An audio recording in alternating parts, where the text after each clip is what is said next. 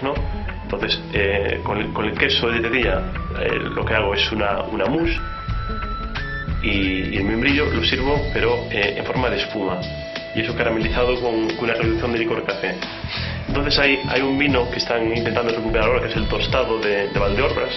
Entonces es un vino que luego da muchos toques, eso, a membrillo, a higos pasos, a compotas, que bueno, que acompañado con un poco especiado a lo mejor, que bueno, acompañado eso acompañado un postre, sobre todo en este caso con membrillo, con licor café, claro. pues la verdad que la combinación me parece fabulosa.